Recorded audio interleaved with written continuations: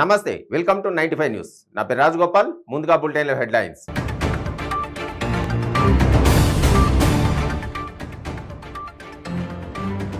పడాపహాడ్ దర్గాకు వెళ్తూ ప్రమాదానికి గురైన క్షతగాత్రులకు మంత్రి వేముల పరామర్శ.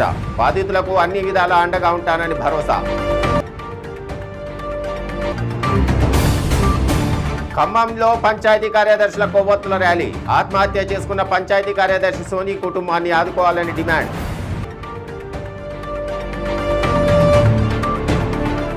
జియో నెంబర్ 1 రద్దు చేయడంపై సోము వీర్రాజు కీలక వ్యాఖ్యలు. ప్రాథమిక హక్కులు కాలరాయడం ఇకనైనా మానుకోవాలని సూచన.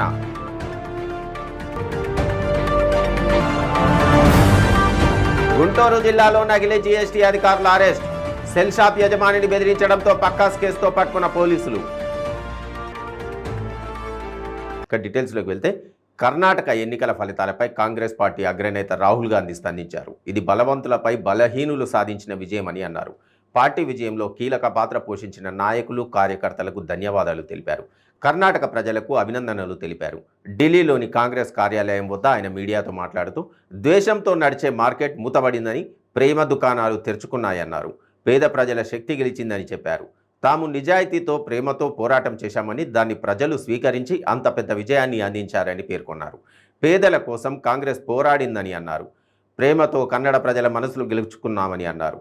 ఈ ఫలితాలే అన్ని రాష్ట్రాల్లో రిపీట్ అవుతాయని రాహుల్ ధీమా వ్యక్తం చేశారు. देखिए कर्नाटक के चुनाव में एक तरफ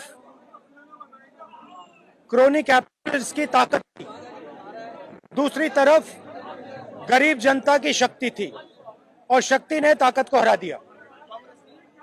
और यही हर स्टेट में होगा. कांग्रेस पार्टी कर्नाटक में गरीबों के साथ खड़ी हुई. हम गरीबों के मुद्दों पर लड़े. और मुझे सबसे अच्छी बात यह लगी कि हमने नफरत से, गलत शब्दों से यह लड़ाई नहीं लड़ी. हमने मोहब्बत से, प्यार से, दिल खोल के ये लड़ाई लड़ी. और कर्नाटक की जनता ने हमें दिखाया कि ये देश मोहब्बत इस देश को अच्छी लगती है.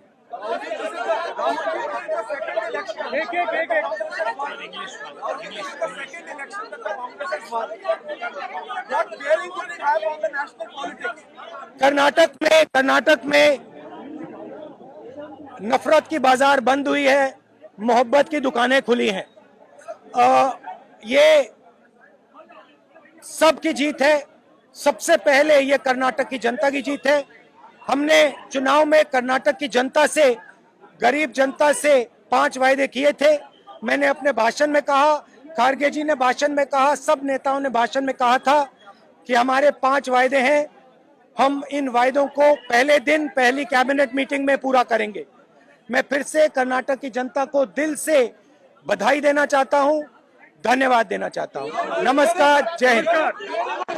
కర్ణాటక ముఖ్యమంత్రి బసవరాజు బొమ్మాయి తన పదవికి రాజీనామా చేశారు. ఎన్నికల్లో బీజేపీ ఓడిపోయిన నేపథ్యంలో ఆయన శనివారం సాయంత్రం తన రాజీనామా పత్రాన్ని గవర్నర్కు సమర్పించారు. తాను రాజీనామాను గవర్నర్కు సమర్పించానని, ఇది ఆమోదం పొందిందని బొమ్మాయి తెలిపారు. ఆయన తన రాజీనామా పత్రాన్ని గవర్నర్ థావర్ చంద్ గెహ్లాట్కు అందించారు. కాగా అంతకుముందు ఫలితాలపై బొమ్మాయి మాట్లాడారు. కర్ణాటక అసెంబ్లీ ఎన్నికల్లో ఓటమికి పూర్తి బాధ్యత వహిస్తున్నానని బసవరాజు బొమ్మాయి చెప్పారు. ఓటమికి గల కారణాలను విశ్లేషించుకుంటామని, 2024 లోక్సభ ఎన్నికలకు సిద్ధమవుతామన్నారు. ప్రతిపక్ష పార్టీగా ప్రజల కోసం పోరాడతామన్నారు. కాంగ్రెస్ వ్యూహాలను ఛేదించడంలో తాము విఫలమయ్యామని, ప్రజా తీర్పును గౌరవిస్తున్నానని, ఓటమికి పూర్తి బాధ్యత తీసుకుంటున్నట్టు చెప్పారు. ఓటమిని విశ్లేషించుకోవాల్సి ఉందన్నారు. రానున్న లోక్సభ ఎన్నికల్లో తామేంటో నిరూపించుకుంటామన్నారు.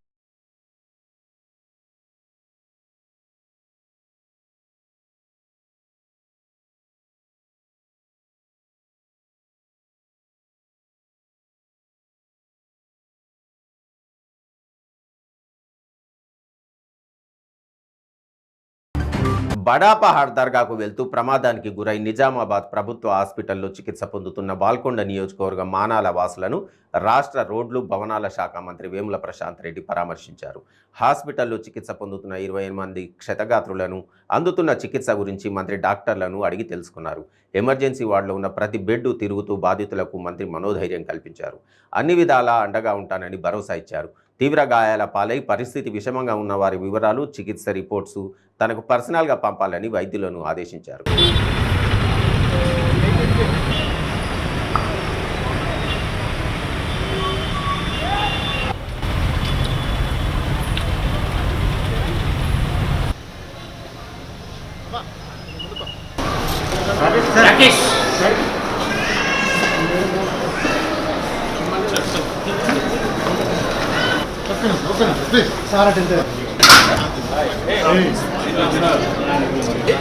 ఒక వారంలో పంపిస్తారు.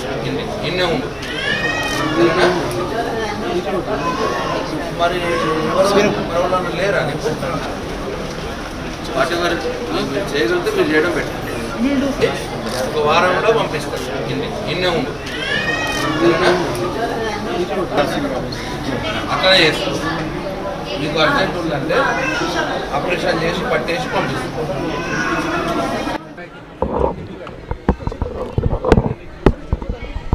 బాల్కొండ నియోజకవర్గంలోని మానాల గ్రామానికి చెందిన 50 మంది ప్రైవేట్ ఫంక్షన్గా పెద్దగుట్టకు పోవడం జరిగింది. నిన్న రాత్రి పెద్దగుట్ట నుంచి వస్తూ ఉంటే వాళ్ళు ఉన్నటువంటి DCM బోల్టా పడిపోయి మరి కొంతమందికి గాయాలైనాయి, కొంతమందికి చిన్న చిన్న ఫ్రాక్చర్స్ కూడా జరిగినాయి. అంటే మొత్తం 28 మంది ఇవాళ గవర్నమెంట్ హాస్పిటల్లో అడ్మిట్ చేసినాం. ఆ 28 మందిలో 4గురికి ఫ్రాక్చర్లు అయినాయి, ఇంకొక ఆమెనేమో ప్రైవేట్ హాస్పిటల్కి పోయింది 5గురు. మిగతా 23 మందికి డిఫరెంట్గా కొందరికేమో గీరికపోయినాయి, కొందరికేమో చిన్న చిన్న గాయాలైనాయి. ఇప్పుడు అందరూ కూడా బాగానే ఉన్నారు, ఎవరికి ఎటువంటి ప్రాణాపాయ స్థితి ఏం లేదు. మా గవర్నమెంట్ హాస్పిటల్లో, నిజామాబాద్ గవర్నమెంట్ హాస్పిటల్లో డాక్టర్లందరూ కూడా వాళ్ళని టేక్ కేర్ చేసినారు. అర్ధరాత్రి వస్తే కూడా వాళ్ళందరినీ కూడా ఇమీడియట్గా అడ్మిట్ చేసుకొని ఎమర్జెన్సీలో మరి వాళ్ళకు అందరికీ ఎక్స్రేలు తీపిచ్చి ఎవరికి ఏం కావాలో అవన్నీ కూడా ఏర్పాటు చేసి సపరేట్ వార్డులో ఉంచడం జరిగింది. అట్లనే ఆ యాక్సిడెంట్ జరిగినప్పుడు హుటాహుటిన మా ఎస్ఐ గారు వారు సపరేట్గా అంబులెన్స్లు వెహికల్స్ మాట్లాడి వాళ్ళందరినీ ఇక్కడ షిఫ్ట్ చేయడం జరిగింది. ఇట్లా ఆపత్కర పరిస్థితులు వచ్చినప్పుడు ఖమ్మంలోని ఏపీ సెంటర్ నుండి క్రాస్ రోడ్ వరకు పంచాయతీ కార్యదర్శులు కొవ్వొత్తుల ర్యాలీ నిర్వహించారు. వరంగల్లో ఆత్మహత్య చేసుకున్న పంచాయతీ కార్యదర్శి సోని ఆత్మశాంతి కోసం ఖమ్మంలో ఉద్యోగులు కొవ్వొత్తుల ర్యాలీ నిర్వహించారు.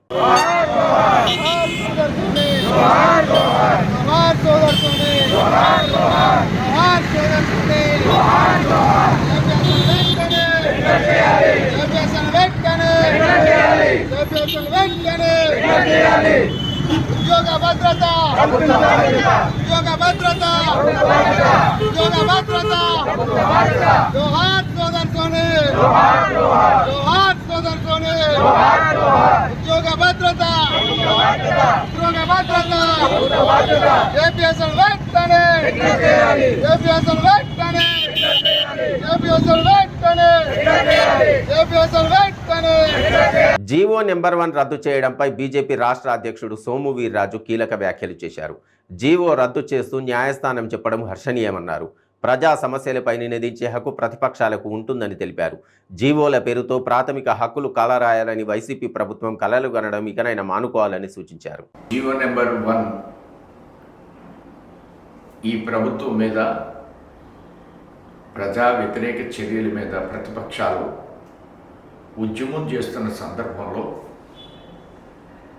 ఈ జీవోని విడుదల చేసిన సందర్భంలో న్యాయస్థానం ప్రభుత్వానికి వ్యతిరేకంగా స్పందించడం భారతీయ జనతా పార్టీ రాష్ట్ర పార్టీ హర్షాన్ని వెలువరిస్తుంది. ప్రజాస్వామ్యంలో ప్రభుత్వాలు ప్రజలని గెలిపించినప్పటికి కూడా వారు చేసే ప్రజా వ్యతిరేక చర్యల్ని నిరంతరం పోరాడడం ప్రతిపక్షాల యొక్క నైతిక బాధ్యత. దాన్ని అడ్డుకోవడం అనేది ప్రభుత్వం యొక్క పిరికిపంద చర్యగా భారతీయ జనతా పార్టీ భావిస్తూ కోర్టు తీసుకున్న నిర్ణయాన్ని భారతీయ జనతా పార్టీ హర్షాన్ని వెలిపిస్తుంది. గుంటూరు జిల్లాలో నకిలీ జీఎస్టీ అధికారులను అరెస్టు చేశారు. షేక్ కాజా అనే వ్యక్తికి చెందిన సెల్ ఫోన్లు షాప్లోకి ప్రవేశించిన ఇద్దరు వ్యక్తులు తాము జీఎస్టీ అధికారులమంటూ బెదిరింపులకు పాల్పడ్డారు. జీఎస్టీ కట్టలేదని షాపు యజమానికి చెప్పి బెదిరింపులకు పాల్పడడంతో బాధితుడికి అనుమానం వచ్చి పోలీసులకు ఫిర్యాదు చేశారు. దీంతో సీసీ కెమెరాల దృశ్యాల ఆధారంగా నిందితులను అరెస్టు చేశారు.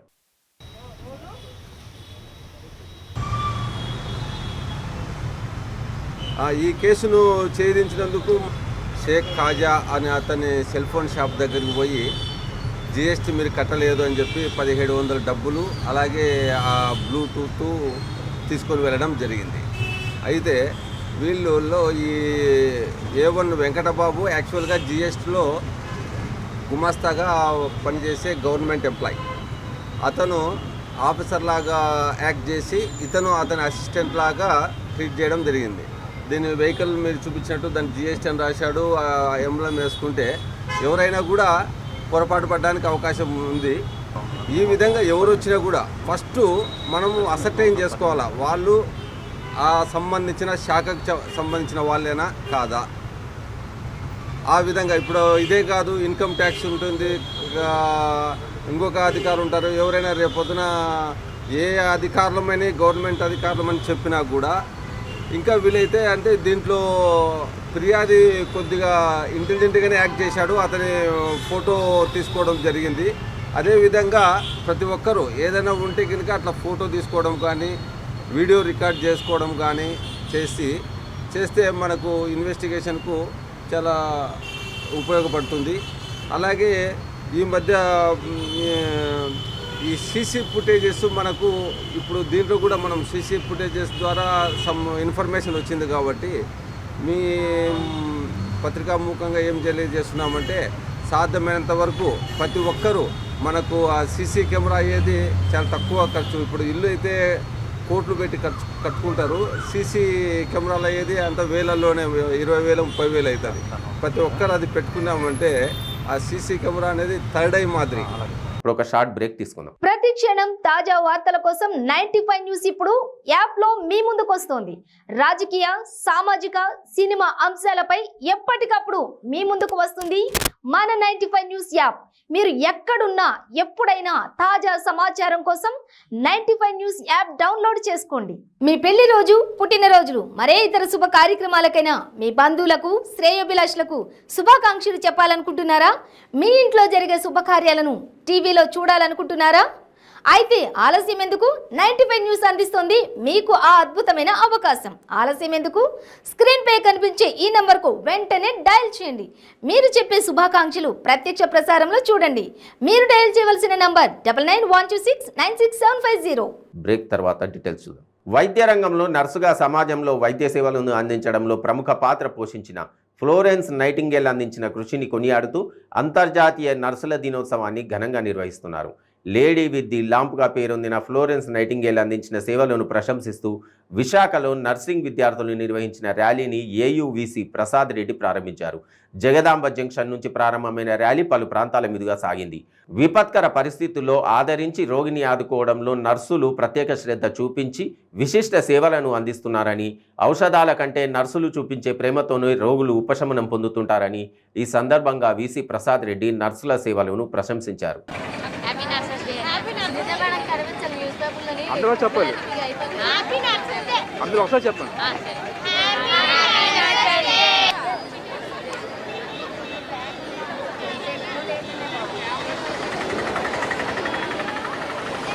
మళ్ళీ చెప్పండి.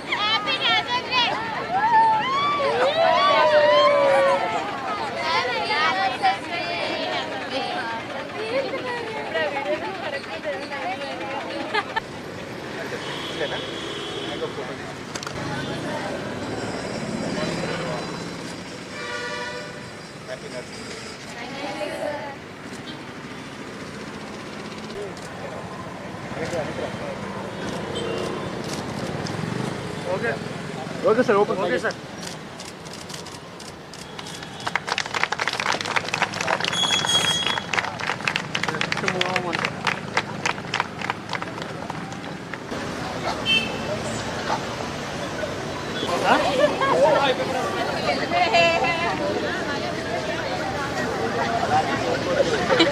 Sorry, I'm not.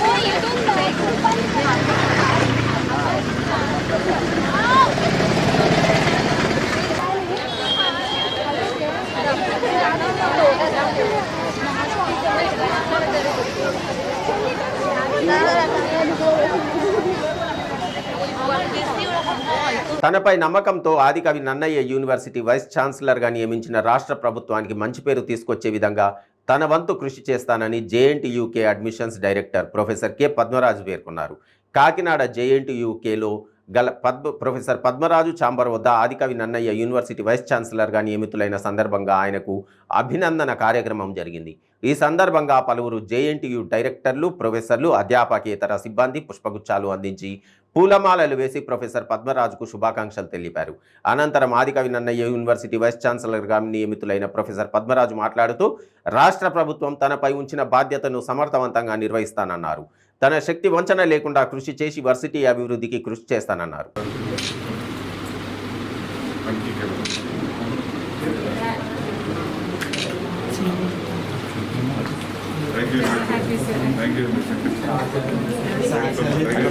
ఈ మధ్యకాలంలో డిపార్ట్మెంట్లో టీచింగ్ అసిస్టెంట్స్ స్పెండ్ చేస్తుంది. ఈ మధ్య స్పెండ్ చేయాలి.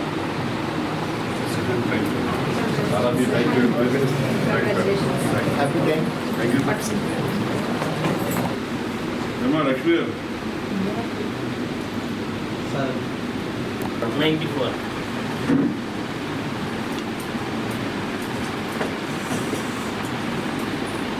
నా ఫోటో నా కెమెరా బాబు మండే మార్నింగే బెటర్ తీసుకోండి. సాటర్డే మార్నింగ్ తీసుకుంటే బీజీ వీక్లో వస్తుంది. సండే కూడా వెళ్తాను ఆఫీస్. నువ్వు వెళ్తావు కానీ ఆఫీస్ వర్కింగ్ డే కదా, సంతకం పెట్టడానికి కుదరదు కదా.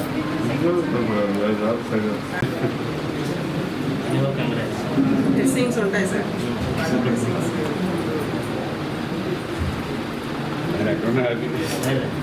ఇప్పుడే కనపడదు దానికి కనపడదు డిపార్ట్మెంట్లో రెడీ కాదు 3 days అంటున్నాను. మీరు పెట్టలేదు కదా ఇక్కడ. నిన్న యూనివర్సిటీ వైస్ ఛాన్సలర్గా గవర్నమెంట్ నన్ను అపాయింట్ చేయడం జరిగింది. చాలా సంతోషంగా ఉంది. గవర్నమెంట్ నన్ను రికగ్నైజ్ చేసి ఈ బృహత్తరమైన కార్యానికి నన్ను ఎంపిక చేయడం చాలా ఆనందమయం. నా సాయశక్తుల ఆదికవి నన్నయ్య యూనివర్సిటీ వైస్ ఛాన్సలర్గా యూనివర్సిటీ అభివృద్ధికి పాటుపడతానండి. ఈ అవకాశం ఇచ్చిన మన ముఖ్యమంత్రి, ప్రీతమ ముఖ్యమంత్రి జగన్మోహన్ రెడ్డి గారికి, అట్లనే హ్యాప్సీ చైర్మన్ హేమచంద్రారెడ్డి గారికి, వీరి ద్వారా నన్ను అపాయింట్ చేసిన గవర్నర్ గారు జస్టిస్ అబ్దుల్ నజీర్ గారికి నా యొక్క కృతజ్ఞతలు. Thank you very much. Shri Sathya Sai జిల్లా పుట్టపర్తి మండల పరిధిలోని జగరాజుపల్లిలో అంగన్వాడీ కేంద్రాన్ని జిల్లా కలెక్టర్ అరుణ్ బాబు ఆకస్మిక తనిఖీ చేశారు. అంగన్వాడీ కేంద్రంలో చిన్నారులకు బోధించే పాఠ్యపుస్తకాలు, పలు వసతులపై ఆరా తీసి చిన్నారులకు పాఠాలు బోధించి ఉపాధ్యాయుడి అవతారం కూడా ఎత్తారు.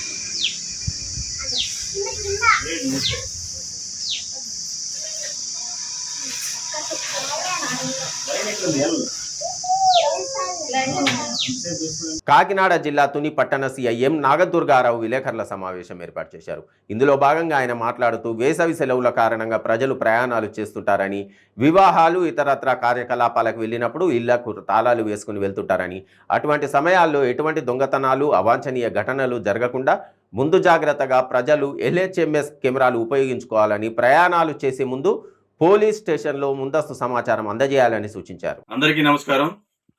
తుని పట్టణ ప్రజలకు పోలీసు వారి విజ్ఞప్తి, వేసవికాలం సందర్భంగా స్కూల్స్కి సెలవులు కానీ, లేదంటే పెళ్లిళ్ళు కానీ, ఫంక్షన్లు కానీ, లేదంటే టూర్లు వెళ్ళడానికి ఎక్కువ అవకాశం ఉంది. కాబట్టి అలా వెళ్ళే వాళ్ళు ఎవరైనా ఉంటే కనుక మనకి ముందే పోలీసు వారికి తెలియజేసిన వేళ మన దగ్గర LHMS locked house monitoring system అనే కెమెరాస్ ఉన్నవి.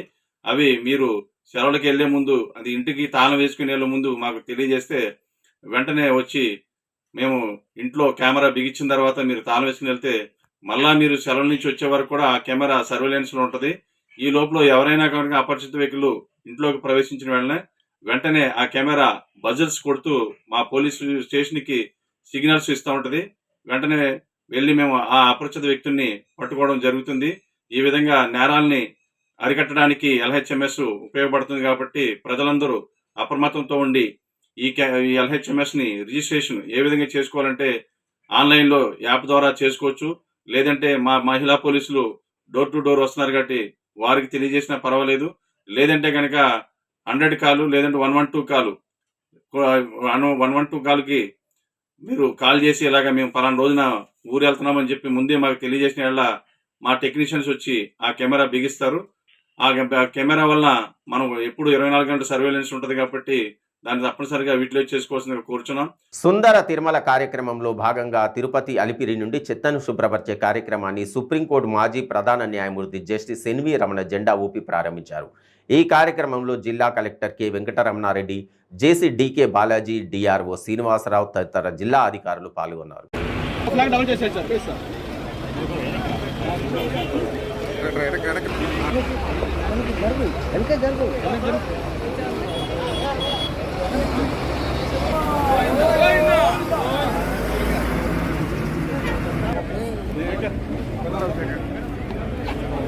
అనేటటువంటి కార్యక్రమాన్ని గత 13 రోజులుగా తిరుమల తిరుపతి దేవస్థానం వారు నిర్వహించడం చాలా సంతోషకరం. ఈ సందర్భంగా 2008లో ధర్మారెడ్డి గారు జాయింట్ ఎగ్జిక్యూటివ్ ఆఫీసర్గా ఉండగా నేను ఒకరోజు ఆయనకి అడిగాను, మేమందరం వస్తున్నాం, దర్శనం చేసుకున్నాం, ఏదో రకంగా ప్రత్యేకించి హైకోర్టు న్యాయమూర్తులు, న్యాయవాదులు, సమాజంలో ఉన్నటువంటి ఉన్నత తరగతి చెందినటువంటి వాళ్ళు పాల్గొనేటటువంటి కార్యక్రమాన్ని, స్వచ్ఛందంగా పాల్గొనేటటువంటి కార్యక్రమాన్ని మనకి స్థాపించమని చెప్పి ప్రారంభించమని కోరాను. ఆయన అది గుర్తుపెట్టుకొని ఈరోజు నన్ను ఈ కార్యక్రమంలో పాల్గొనడానికి ఆహ్వానించారు. చాలా సంతోషిస్తున్నాను, గర్వపడుతున్నాను, ఆనందిస్తున్నాను, దేవుడు ఇచ్చినటువంటి భాగ్యంగా భావిస్తున్నాను. ఈ సందర్భంగా ఇక్కడికి వచ్చేటటువంటి భక్తులందరికీ కూడా ఒక మనవి చేస్తున్నాను. పవిత్రమైనటువంటి తిరుమలని మరింత పవిత్రంగాను, సుందరంగాను, ఆకర్షణీయంగాను, శుభ్రతతోటి ఉంచాలనేటువంటి బాధ్యతతోటి మనం దర్శించినటువంటి ప్రతిసారి కూడా ఇక్కడ గుర్తుపెట్టుకొని మనం కనుక ఈ కార్యక్రమంలో, ఇటువంటి కార్యక్రమాల్లో పాల్గొంటేను స్వచ్ఛందంగా మనం ఈ కార్యక్రమంలో ఏ రోజుకి ఆ రోజు ఇక్కడికి వచ్చినప్పుడల్లా కూడా మన వంతు కనుక కర్తవ్యాన్ని కనుక నిర్వహిస్తే ఈ తిరుపతి దేవస్థానం, అదేవిధంగా తిరుమల తిరుపతి పవిత్ర ప్రాంగణం చాలా మరి ఆనందంగా, సుఖ సంతోషాలతో ఉండేటటువంటి మంచి వాతావరణాన్ని కల్పిస్తుందని చెప్పేసి నేను అనుకుంటూ ఈ సందర్భంగా ప్రత్యేకించి ఈ కార్యక్రమంలో పాల్గొంటున్నటువంటి ప్రభుత్వ ఉద్యోగులు కానివ్వండి, స్వచ్ఛంద సంస్థలు కానివ్వండి, ప్రజలు కానివ్వండి, అందరికీ కూడా మరొకసారి శుభాభివందనలు తెలియజేస్తూ ఈ కార్యక్రమాన్ని నిర్విరామంగా కొనసాగాలని చెప్పేసి కోరుకుంటున్నాను. ఆదివాసీయుల సామాజిక హక్కులే పరిరక్షణ ధ్యేయంగా విశాఖలో 21వ జాతీయ స్థాయిలో ఆదివాసీ సదస్సును విజయవంతం చేయాలని విశాఖలో ప్రముఖులు విజ్ఞప్తి చేశారు. ఈ మేరకు విశాఖ జీవీఎంసీ గాంధీ విగ్రహం వద్ద సదస్సు గోడపత్రికను ప్రదర్శిస్తూ ఆదివాసీయులపై జరుగుతున్న దాడులు, వ్యతిరేక శక్తుల ఆగడాలపై ప్రభుత్వాలు తీసుకోవాల్సిన చర్యలను డిమాండ్ చేస్తూ నినాదాలు చేశారు. 21న జరిగే సదస్సుకు జార్ఖండ్ రాష్ట్ర మహిళా కమిషన్ మాజీ సభ్యులు, ఆదివాసీ రచయిత్రి, సామాజికవేత్త వాసవి క్రో హాజరవుతున్నట్టు సామాజికవేత్త రమణమూర్తి తెలిపారు.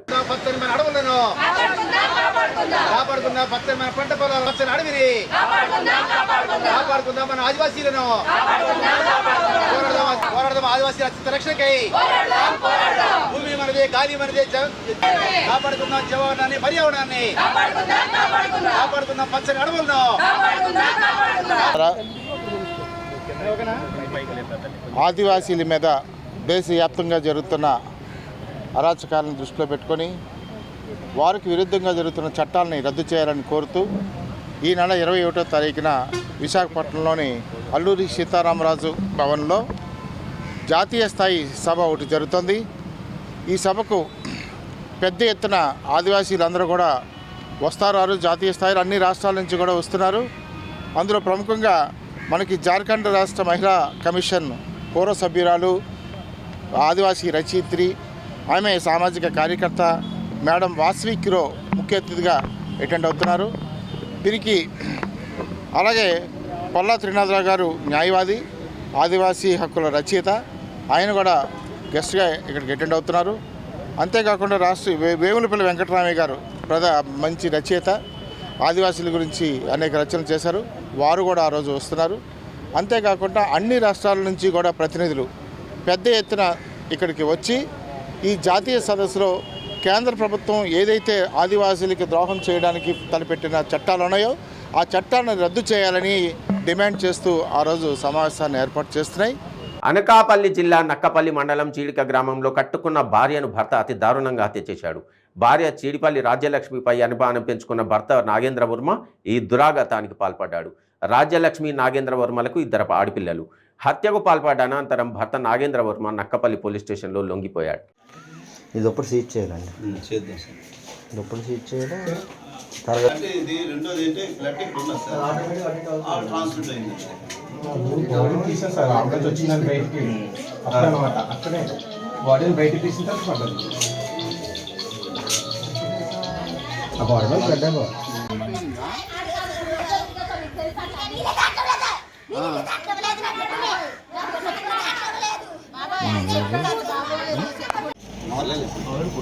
ఇది నేను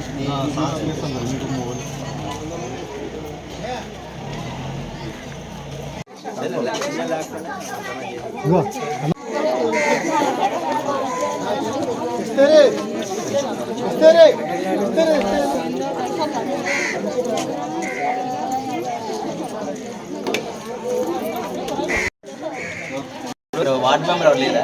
ఎవరున్నారు వార్డ్ మెంబర్? ఎవరున్నారు?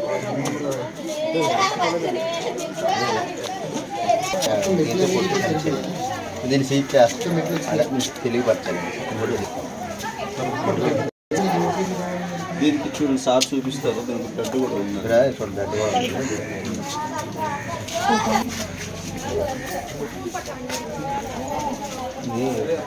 అంటే ఆవిడ చంపడానికి వాడేది.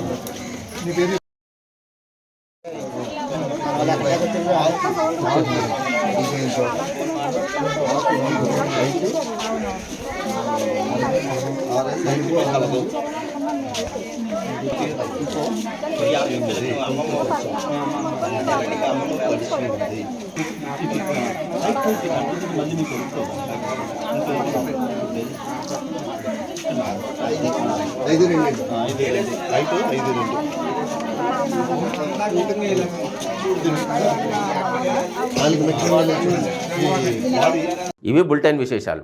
బులెటిన్ ముగించే ముందు హెడ్లైన్స్ మరొకసారి.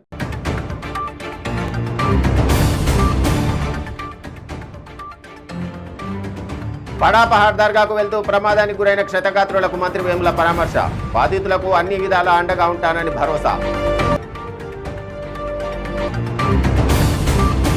ఖమ్మంలో పంచాయతీ కార్యదర్శుల కొవ్వొత్తుల ర్యాలీ. ఆత్మహత్య చేసుకున్న పంచాయతీ కార్యదర్శి సోనీ కుటుంబాన్ని ఆదుకోవాలని డిమాండ్.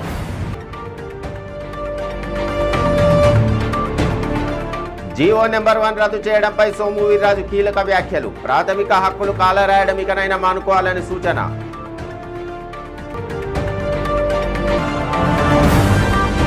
గుంటూరు జిల్లాలో నకిలీ జీఎస్టీ అధికారుల అరెస్ట్.